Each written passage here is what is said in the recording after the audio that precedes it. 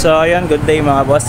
Mayroon tayong ditong installation ng Bosch Europa tsaka Bio-LED na 2.0 dito sa Hilux Conquest, sir.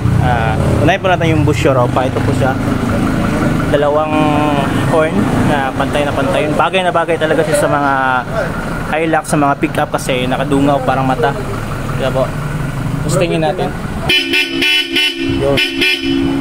Kumpara sa stock, napaka-solid talaga ng Bosch Europa. Tsaka nalalabas talaga yung output nito kasi may sariling wiring siya tsaka relay. Kaya full potential po yung output ng Bosch Europa. Tsaka dito, ito po yung 2.0 na Bio-LED na nalagay namin.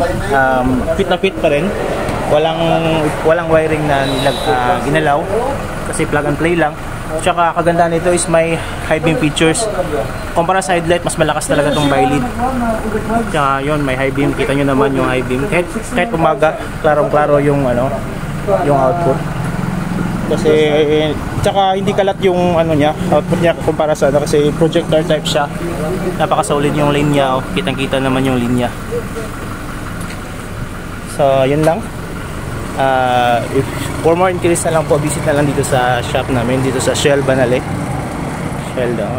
In front of Shell Banale daw, Andres Autos Accessories. Ito siya. Pakita po yung stock na fog lamp ng Hilux. Yung stock. Pakita lang yung stock. So compared sa Bio-LED, dito po yung stock ng Hilux. Isang chip lang talaga yung LED niya. Kaya mahina.